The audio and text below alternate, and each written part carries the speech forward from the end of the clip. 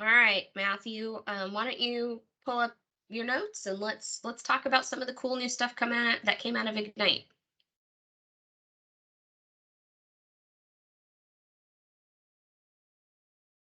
All right. So obviously book of news. So one of the major ones is with Microsoft Edge. They are creating Edge workspaces where basically you can work on it online with a team of people all working on the same Microsoft Edge tab simultaneously. Um, I don't have any good uh, examples right now except for in Teams, but like Google Docs, like in a Teams file, uh, you can all work on it together. So you can join a preview on there. Can you grab that link? If anybody wants Yeah. to join the preview for the new Edge workspaces, looks like you can sign up right here if you guys want to try it out. There you go. And then their security features and stuff. I mean, that's always lovely, but I'm guessing you don't want me to go over all that. um, Let's get to the cool stuff. yeah, let's get to the cool stuff. Microsoft Teams. They've always got fancy stuff rolling out. Let me get back down to. So one of the things is the mesh avatars. There's also Teams Premium, which is the next one. There it is. That was the first one on my list, but the second one on their list. So they have higher security, but they are also going to have AI note taking. So it will, whenever you're in a meeting and everything, it'll record when somebody's name is said, when a screen is shared, and things like that to keep track of, such as we're recording it right now.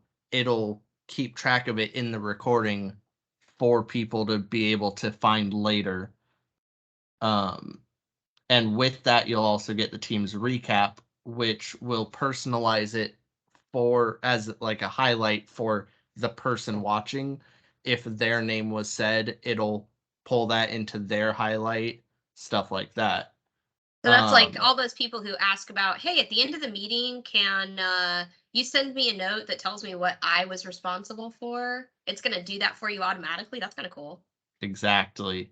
And then to go with that detail, they're going to have AI task creation so that when they say, "Hey, what were you wanting me to do?"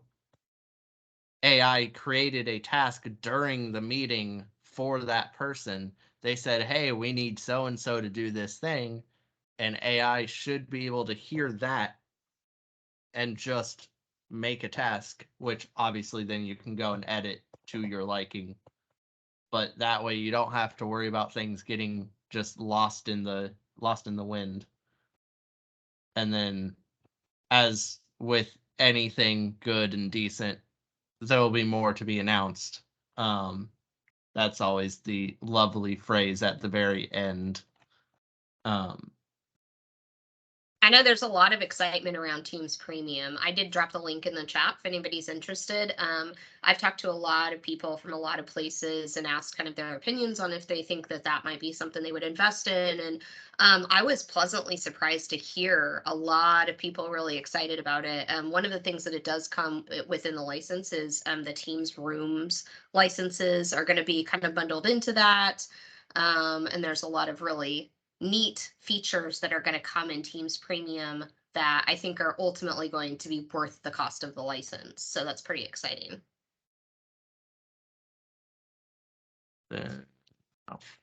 this might have been from my notes, not from the book of news. But then there's Teams Together mode, which that was what we were using the other day to try to take our Christmas photos with. Where basically it's designed like a movie theater or a conference table, and it'll take everyone's camera using the backgrounds to basically just put everyone in a room together so that you can feel like you're at a table together or in a movie theater together or so on and so forth as more together mode backgrounds are created. And right now, what were the ones that we saw were what, like there's one for 4 people, one for like 6 to 8 people. I'm sure they will make ones with more than that slowly but surely. And Yeah, if you guys then haven't tried together mode yet, all you have to do is when you're in a Teams meeting, if you click on the dot dot dot at the top, you can change change it from gallery to together mode. And if as long as there's enough people on video, it will actually change the scene and you'll be able to see everybody in there. And I'm actually going to drop a link for some of the new stuff that's kind of cool. You can create custom scenes now in together mode. And so I'm going to drop the link in there where you guys can click on that and you can actually go out and see what default scenes there are. And you can also make your own, which is kind of fun.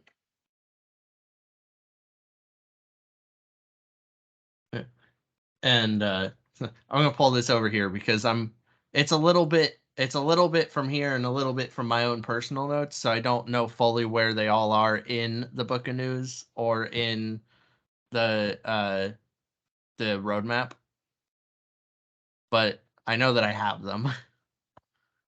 But so then there is on the team's dashboard, they're going to have a built-in 3M Post-it app, which I can't remember what all that is,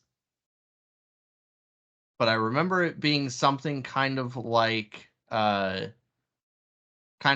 Post-it Pilot, which they are also going to be working on, which is you can take a picture of. Yep. Perfect. So I'm going to drop the link for what he's talking about. 3M and Microsoft have kind of joined forces to create this new Post-it app for Teams, is what he's talking about. So if you haven't heard about this or looked at it, here's the link for the story about it on 3M. And basically the major thing with that is that you'll be able to take your assortment of Post-it notes that I'm sure most of us have around our desks with various tasks and such that we haven't done yet, and just take a picture of it, and it will actually take all of those and make them individual notes, to put into like OneNote or Teams or wherever you need to. And then Teams avatars, that will, I'm guessing, be mostly used in things like Teams Together mode, where you can create an avatar for yourself, similar to on like the VR headsets on the Quest and everything, where you can create your 3D avatar, or how you have your profile picture in Teams, you'll be able to create an avatar instead. Here, Matthew, I'm going to steal your screen so I can show them what this looks like. Yep, go ahead.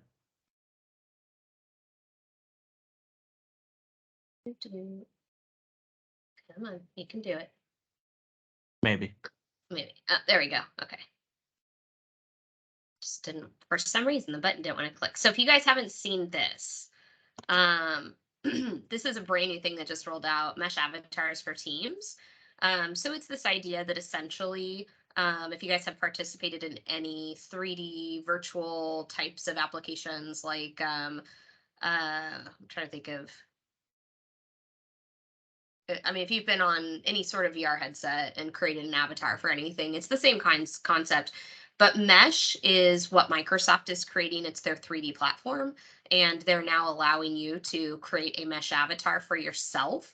So you can go in here and create it. And then what will happen essentially is after you've created that avatar, as we roll forward, instead of you looking at me, you will be able to instead display your avatar. So on those days that maybe you have a really bad hair day, or maybe you're on a plane, or you're somewhere where essentially it's difficult for you to show yourself in person.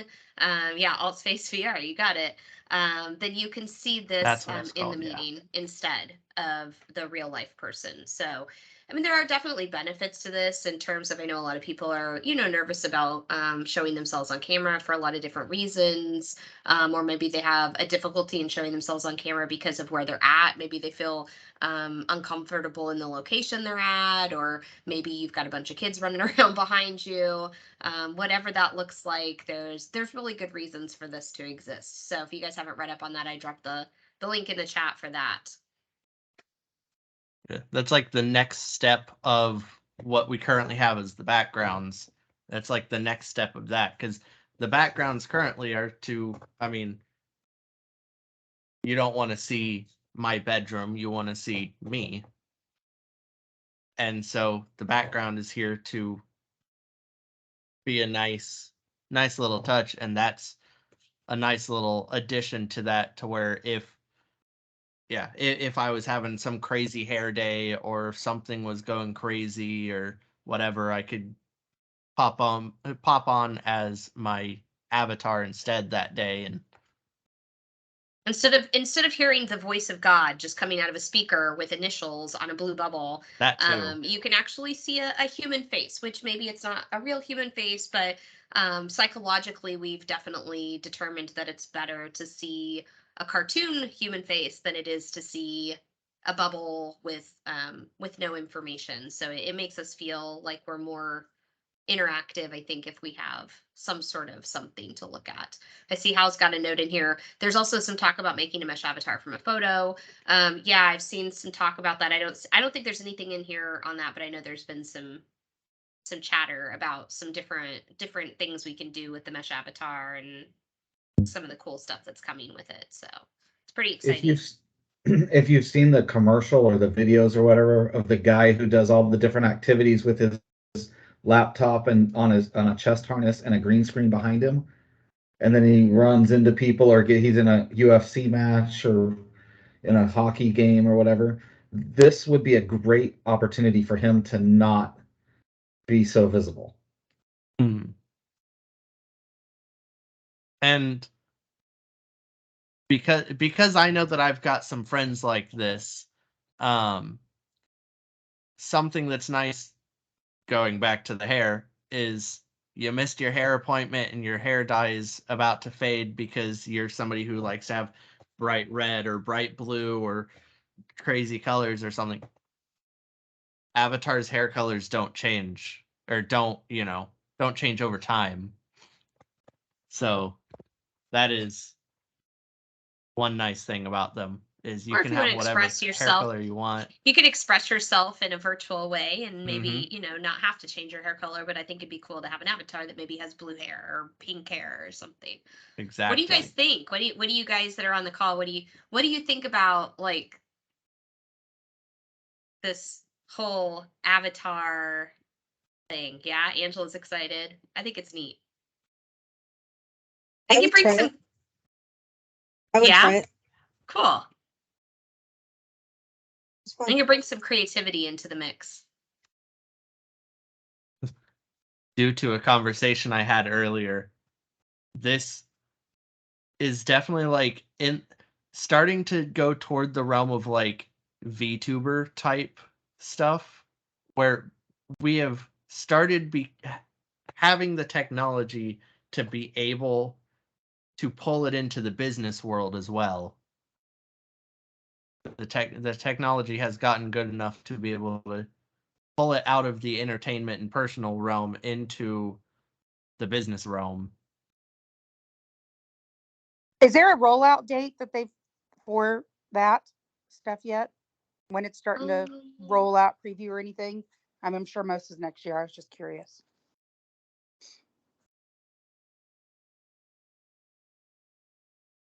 I have not seen one personally. Yeah, I also haven't I was looking looked. on this to see if there's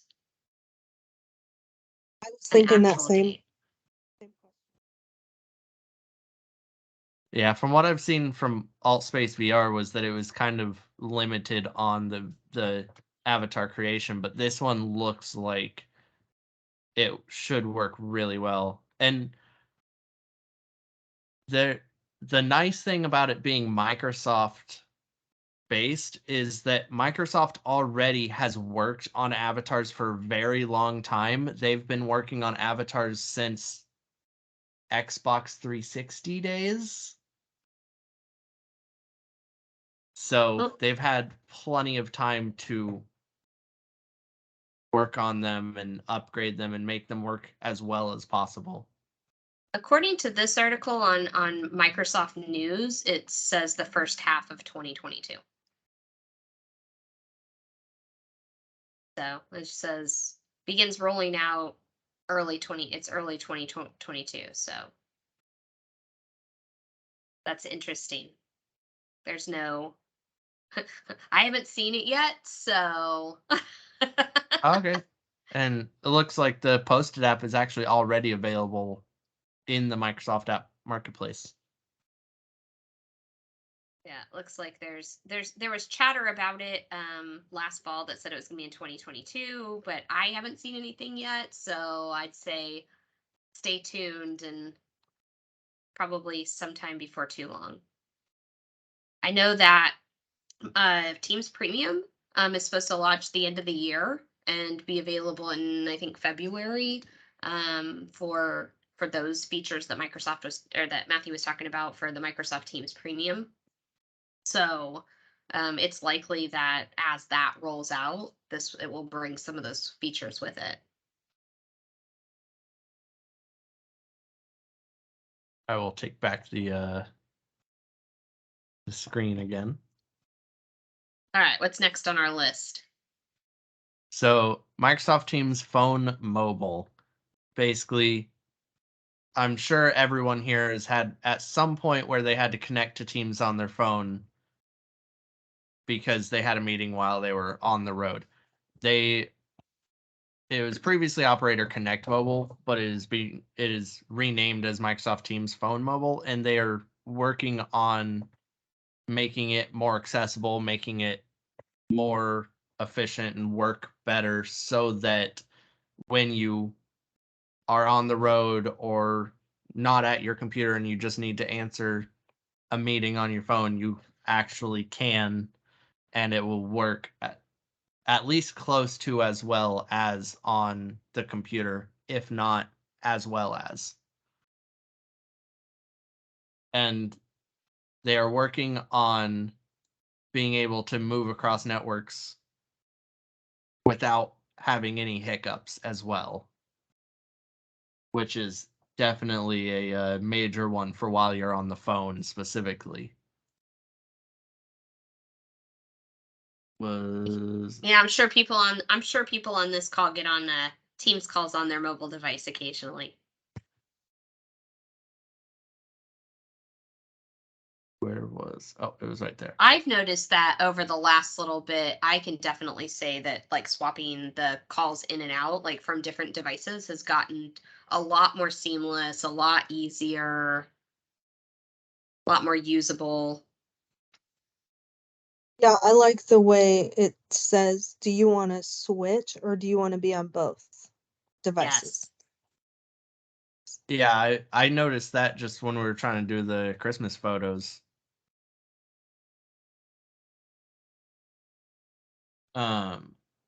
I think that is most of what I have for Teams, if not all of it. I think that was everything I got on Teams. Outlook is having a few things as they're moving over to being specifically Microsoft 365. They're updating and moving around stuff. So, as always, Mac is getting some updates. They are supporting focus profiles and Apple's focus filters. I personally don't fully know what that all is because that's not something I've needed to use. But I'm sure at least somebody in this group is going to hear that and be like, oh, thank God. Do you have any Mac users on the call today? Any Mac users? I know, I know of a lot of Mac users, but anytime there's something cool that comes out for Mac, I get excited because I just know that that's one where, things don't work quite exactly the same unless you're in the browser. And so it's nice to see that they're making some updates that are specific for Mac. Yeah, it's one of those. Obviously, I'm a PC person, as I didn't know that this was even a problem. But it is always great to hear that Mac is getting updates like that because, I mean, if we need to work with somebody with a Mac, we want them to be able to do the things that we can do, and we want to be able to do the things that they can do because, they got to Agreed. make it for both. Agreed. Where was I? I see that next one right underneath there, and that one's super exciting for me. I know that one of the big things across all of Microsoft has been kind of this long-term goal of pulling all of their task management stuff together into one place. And so you can see some of the new features around Project. Specifically, if you guys haven't used Project for the Web yet, Project for the Web kind of looks like a really beefy planner. So if you've used Planner or if you've used Project for the Web, I mean, essentially what's happening is it's Planner with a whole lot of cool features. So it looks a lot better. You can start seeing some of that project management stuff in there. It's not just a task management system, just like Planner is. But you're starting to see things coming together. And I think one of the first ways we're going to see this is if you guys haven't played with Viva Goals yet, it is out now publicly. And so you can just go into Teams or you can go into Viva and you can set it up. But Viva Goals allows you to now pull Planner and Project directly in so that you can focus on those objectives and key results, so you can see what you're trying to do and whether or not you're meeting those goals. As that is always great for somebody. I mean, because I haven't had any experience with Viva Goals, I don't think yet. But the fact that if/when I have experience with Viva Goals, I will already be able to use Planner and Project in there. Yeah. Back to the having everything connected together. And then another thing that's down here, I mean, we've had the Planner and To-Do app for a while, but one of the things that I've noticed is they're starting to incorporate more agile focused methodologies in here. So notice that says project will support agility by enabling users to plan, prioritize, and schedule the backlog into sprints. That's a big deal. So project in and of itself is going to start giving you different options for how you can manage your time. And one of the things that they're doing is allowing you to be able to manage it in sprints instead of just date driven. Let's see. Angela says that there's mention if users will have to have a project license. For you to use Project on the web. Yeah, so actually project licensing is changing a little bit. There's actually, I know that there is one that's rolling out. I don't know if it's right. I can't remember the date on it, but it's really soon. So in the past for Project on the web, your M365 license allowed certain people, like I think it was the E5, you could read project plans, and that's actually going away. What's going to happen is for you to interact at all with Project for the web, you will have to have a project license of some sort. Planner is included in your M365 license, but Project for the web is its own licensing structure. And to do Viva Goals, you will have to have a project license if you want to bring in project information, and then Viva Goals has its own licensing associated with it. Also, task limits in Project for the web will expand to 1,000. I don't know what it currently is, but I don't remember. I know Project for the web, it's a cool idea. It's just taking time to get there. It's currently 500. So you can have 500 tasks per project, and that's going to increase to 1,000. Yeah, so they are outright doubling it. That'll be nice. And then this was, yeah. So meeting recap. Wait, go back one. Go back one. I like that one right before it. Let's talk about that one. Oh yeah, I had this one later in my list. Oh no, I had it right above. I just didn't even see it in my own list. Yeah, so basically when you're creating, your schedule in Outlook in your calendar, you can add your location in there, so that when people are needing to make a meeting with you, they can see, oh, during that meeting, they're going to be in Lenexa instead of in Florida. So let's plan a meeting right after that, and we can go for lunch for a meeting that day because they will be in Lenexa according to that meeting. And so it will help. It'll help everybody just be able to have in-person meetings when they want to and when they're able to, and not have to keep quite as much track to, for people with crazy travel schedules. It'll be easier to see within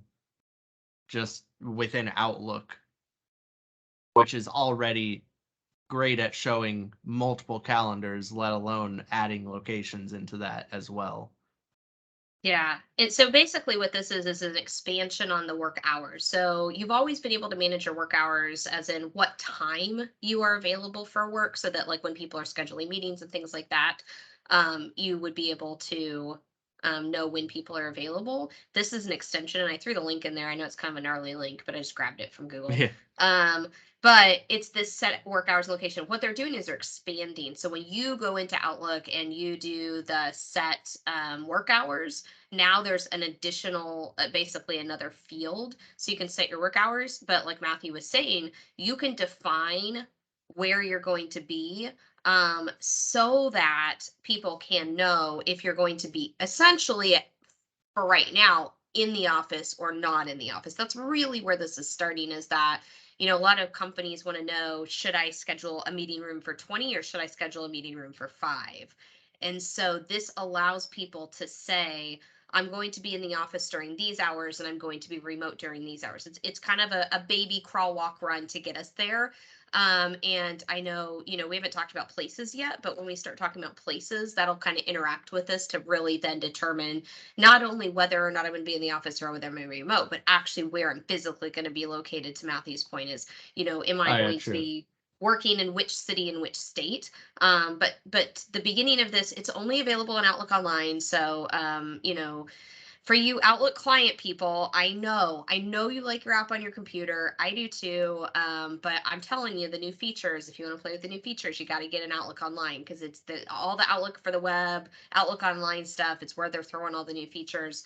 But if you want to play this with this one, that's where to go, is just go out there, follow the directions on the link I just sent you. You can define what hours you're going to be working virtually versus what hours you're going to be working in the office. And then when people start to set up meetings, they will know how many people will be in person versus how many people will be remote, or you'll be able to see, status for the people you're working with.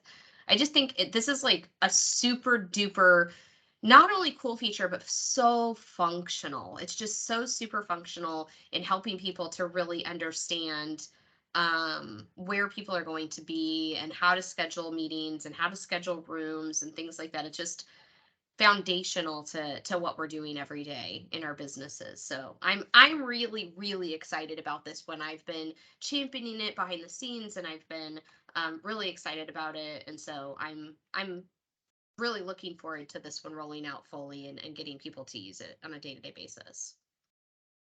And you're absolutely right that I was mixing up a little bit with Microsoft Places, which is something I will talk about later in my list. Too many exciting things. I told you, it's all productivity related, and right. it's all exciting, and it's all neat stuff that's coming out. And some of them, like, this is like the baby version that is being built for Outlook, and then Microsoft Places is a little bit of a bigger version that's being built separately. But to to stick with my list simply because it's somewhat in order with the book of news. Stay on track. Yeah, exactly. The meeting recap is actually so that you can find like the team's recordings and such in Outlook. You know, right now, like again, back to the fact that we were recording this right now.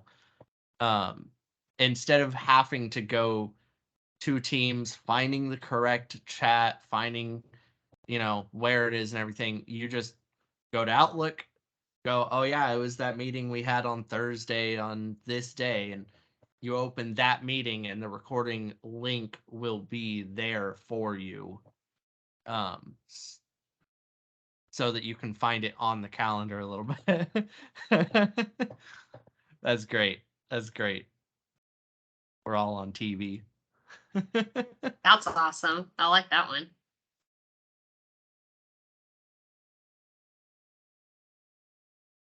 Yeah, so I think that the meeting recap is going to be really nice, especially like for people who sit on a lot of virtual meetings, Right. where you're like, oh, I need to remember this, or I need to go back and find that. It gives you the ability to basically go back and look at your meetings. And like Matthew said, if there was a meeting recording, if there's information, it will allow you to go back and look at the recap of that. And let's see if it's the next one or not. Oh, I actually don't know where this one is. But scheduled messages in Outlook. Yeah, it should be Outlook. It's under my Outlook section. There's some for Outlook and some for Teams. Oh, that might be. But yeah, so basically, I don't remember if Apple has this. I know Android has it, but you can schedule a text to send at a later date. Outlook and, like you said, I believe Teams is working on adding that feature so that, you know, if it's Friday evening and you're like, oh, I need to remember this one thing, I need to remind them about it, you don't want to send a message to somebody at, you know, at 8 p.m. on a Friday. But if you can schedule it for Monday morning, or if you know that it's, you know, it's 8 a.m. for you, but it's 6 a.m. for somebody because of time zones, then you can schedule it to send in 2 hours once it's the correct time for them.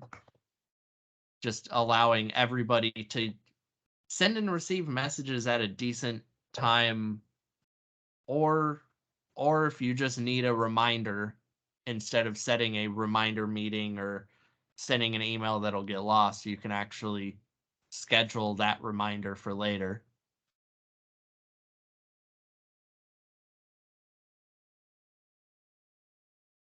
And then So when you go to send your messages in Teams, when that's available, you'll just be able to right click on the send button. And then that'll give you an option of when you want to send it. that makes sense. Let's see. And then I'm sure I don't have to say this because, you know, it's Microsoft, but they are working on making everything what they call Teams compatible, basically working on making it to where anything can either interact with Teams, be built into Teams, such as like Planner is, where you have the section where it's just Planner in Teams. They're working on everything that is Microsoft based to be Teams compatible. UI directive around managers not sending emails and Teams chats during off times because people felt like they were required to respond / work right then. Exactly. Because as I have been told numerous times, everything needs to happen right now, but it can't. So you will do everything right now as soon as you can. No, and I just think it's very inclusive of people to consider. You know, I know that in general, maybe my peers, I'm up late, working late one night because I can, because maybe I came in late that day for whatever reason. And like you said, if it's 8, 9 o'clock on a Friday night, like the last thing I want to do is make somebody feel like because I'm thinking of something right now that it makes it urgent for them. And that is Right. not what I'm not implying that. And so what I can do is I can then make that message pop up for them on Monday morning when they're going to be, in the office working and doing things. And now I've done my part by putting the message in there, but I've also not made them feel any urgency to respond to it by it not getting delivered until Monday. So I think that that is just it's really nice and inclusive of people to be able to do things that work for them on their schedule, but maybe not make somebody else feel like they have to respond right then. Exactly. Exactly. So now for the conversation that I was confusing earlier, Microsoft Places. Woohoo! So it's got a whole. You can see I made a whole section for it. So you'll be able to basically set where your location is, whether that's in the office, whether that's out of town. You can set wherever that is so that your managers, your coworkers, contractors, whatever, can see where you are to be able to schedule any meetings with you. I see you pulled up Microsoft Places. That's perfect. I did. And that way, I mean, it makes it a million times easier to schedule meetings with somebody if you know where they're going to be at, if you know what time zone they're going to be at, if you know whether they're going to be at home, driving, in the office, And then they're going to have viewable booked workspaces where you can actually see what workspaces your coworkers have booked. And that way, if you want to specifically have one next to a specific other person, you can actually book that location so that you can be near a specific person. If you're working on a project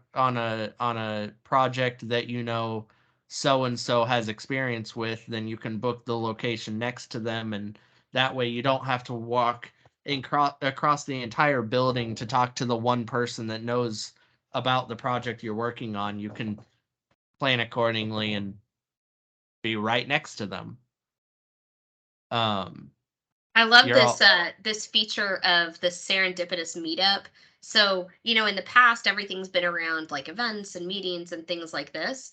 Mhm. I love that this is gonna offer us the opportunity to, if you have an open floor plan, you can assign desks like hotel cubes or whatever. But if you've got them already assigned, that's no problem. They can be assigned to people. This is going to give us a virtual interactive map. But check out this, maybe I'm going to say, hey, I'm going to lunch, but I want to be inclusive. I want to be like, hey, if you guys want to come to lunch with me, I'm going to go to lunch at XYZ, and I can if just pop everyone this wants in to meet here. up at the water cooler right now real fast and chat about Exactly. this thing. Anybody who wants to participate, just letting you know that it's happening. And then I'm sure there's a lot more on there that I don't have written down, but one of the things I do have written down is the travel and commute time insights that will, yeah, I don't know where it is on there. Yeah, I don't think it's on. This has the insights in terms of like what's being used and what's not being used, so that you can kind of know how to allocate things correctly and what to do with your spaces. Right. But yeah. But as far as so the travel and commute time insights will help give businesses and workers insights on commute times, on like passing time, like when you're walking to another employee's desk to talk to them, to ask them questions. Just any time spent, walking around, commuting, and just anything not spent at your desk, so that I know that my previous job, we didn't use anything specific for this. We just kind of kept it in our brain, but like we remembered, oh yeah, this person is 45 minutes away, this person is 15 minutes away. So if I need somebody last minute, I'm going to call the person that's 15 minutes away on their day off instead of the person 45 minutes away on their day off to ask them for help, because it's last minute. We need you as soon as possible. And so this will help give the business insights on, who has higher commute times, and therefore who needs more advance notice for any like last minute things and such. And then in-office navigation, which goes back to the employee location and the booked workspaces, it will, if you work in some, big 20-story building with crazy maze-like floors, it will have, it'll have more or less GPS for you to be able to find your way through in the building to where you need to go. Are there special licenses needed for this?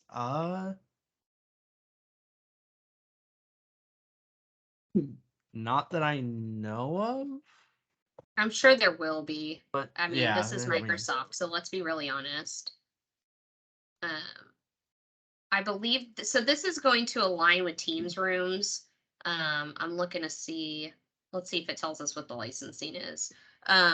This is going to align with the team room concepts. This is going to be software that comes with this Teams room and Teams Premium. So I don't know that they've got anything loaded out here specifically for places. I think this is all around Teams rooms.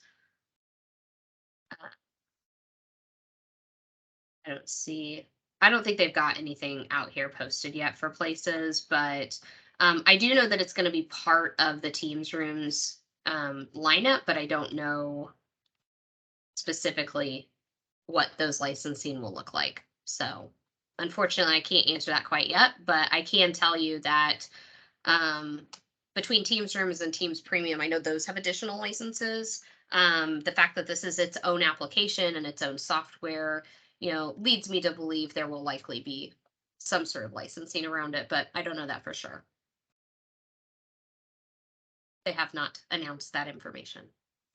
I'm excited about places. Really, I think this is kind of a whole nother level for how we manage, like Matthew was saying, how we manage, our rooms, our desks, our commutes, especially as people are in and out of the office, working remotely. You can see on this, I love this image that 20% of my team is in the office, 90% of my team is in the office, 0% of my team is in the office on, so if I'm like, deciding, for example, when do I want to hold a team meeting? When do I want to hold a divisional meeting?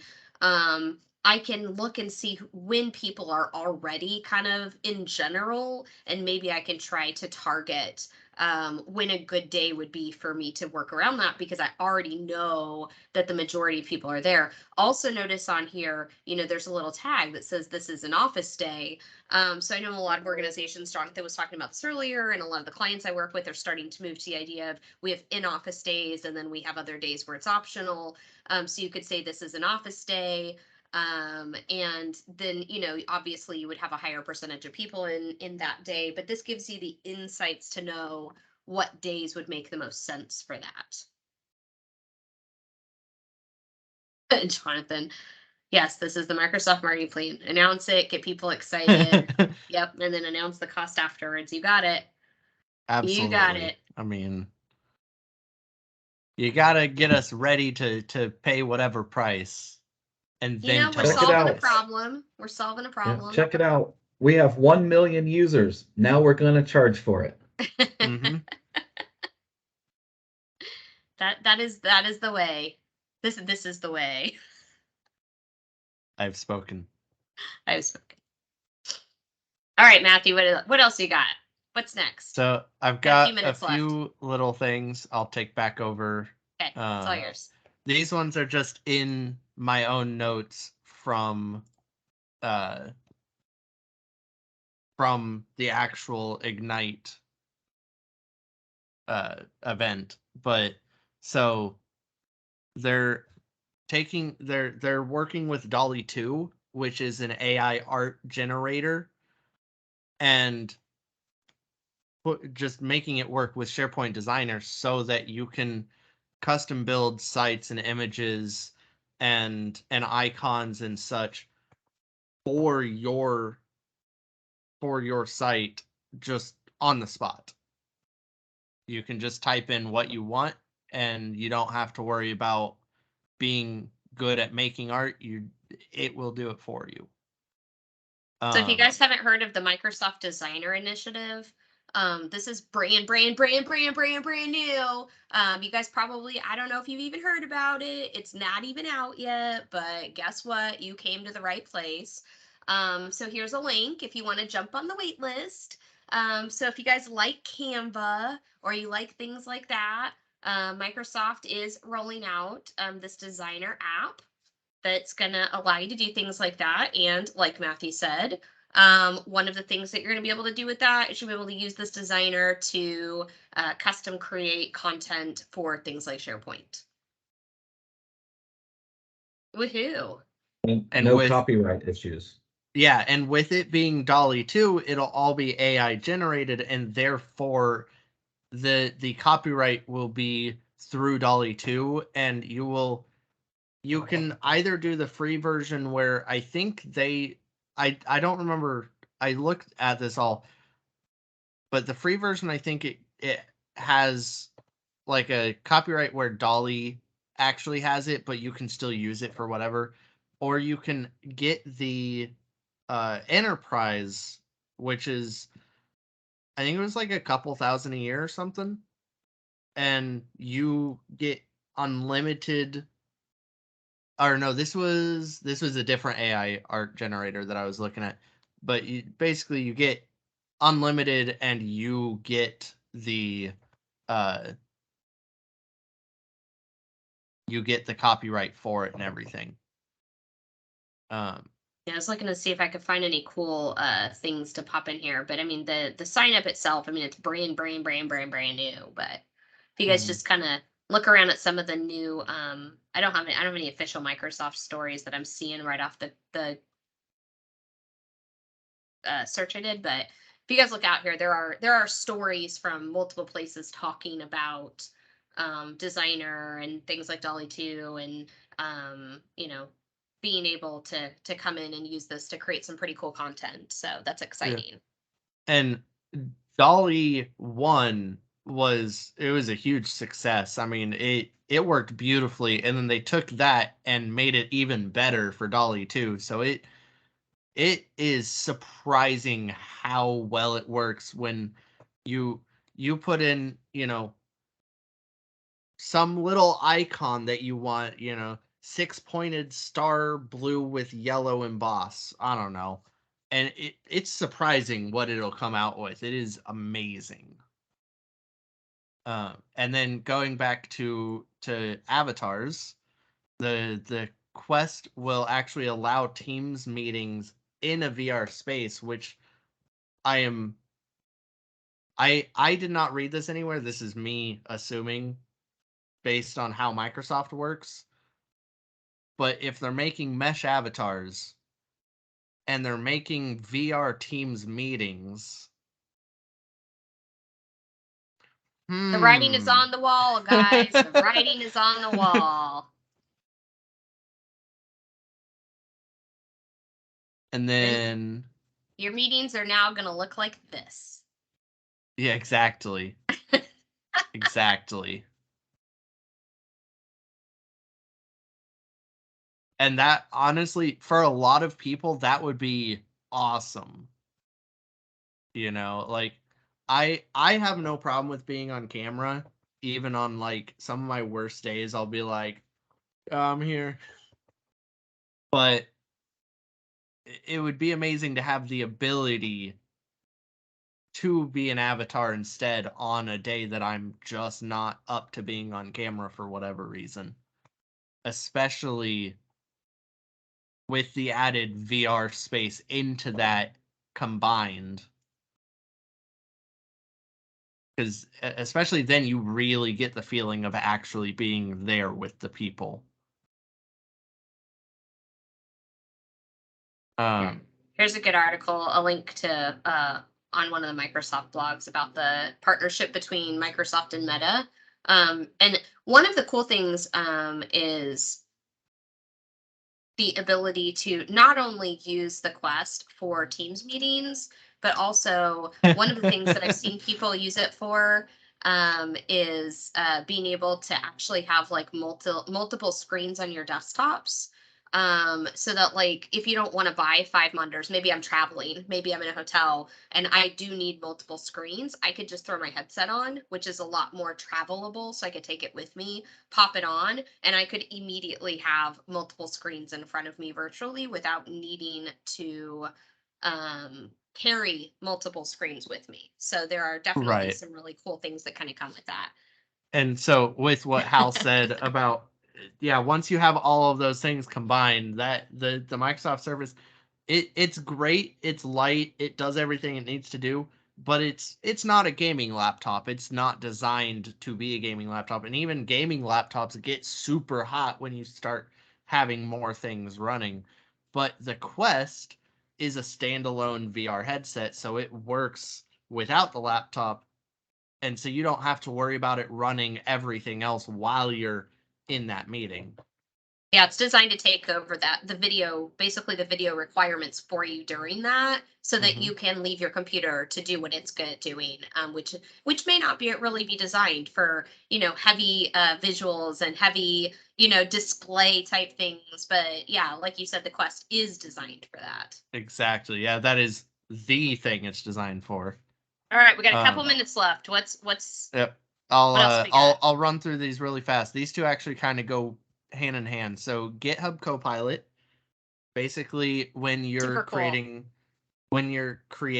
a anything in Power Automate, anything with code, it will take GitHub code snippets and actually recommend them for you for anything that you have in a comment. Like you'll put a comment of, this piece of code does this, and it'll pull a GitHub snippet being like, hey, this is what you just said. Do you want this?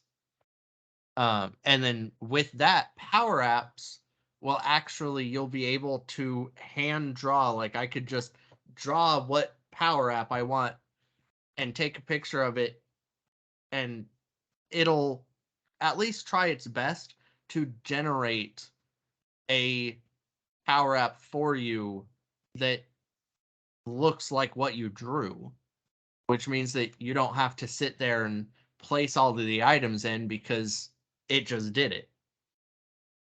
And then Power Automate, very similar thing. You will be able to write what you want it to do, and through AI, just like the others, it will actually pull all of that together into as much of a flow as it can make, and then you'll just have to go in and tweak it to your liking to what you need.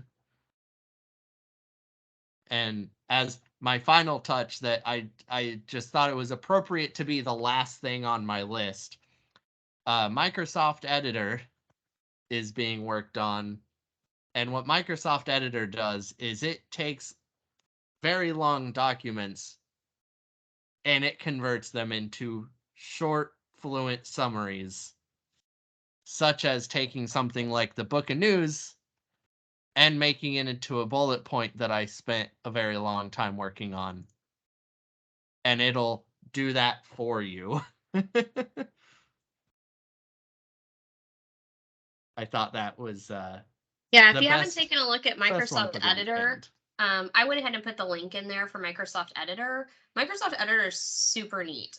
It does a lot of different things. So first of all, you can lay it on top of a lot of existing applications to do grammar check, spell check. Like Matthew said, you can paraphrase, you can summarize, you can check for clarity, conciseness. So like if you write requirements for a living, you could run it across your requirements doc and it can give you areas that maybe you could make more concise or make more clear. You can also use it for language management. So language translation, language management.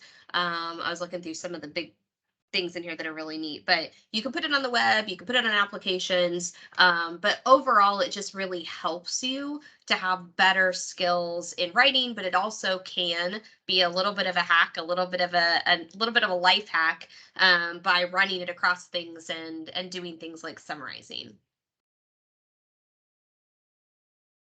Well, we made it through, Matthew, and we got a couple minutes left. So thank you guys so much for coming this month. Hopefully you learned something new and exciting. Lots and lots of links, lots and lots of cool information. Feel free to go out and maybe sign up for the trials or read about them or watch the videos. And hopefully, you know, some of this stuff will get out into general release in the near future and you guys will get to play with it. And if you have any questions, you guys know where to find us. Otherwise, have a lovely afternoon and we'll see you next month. Thank you.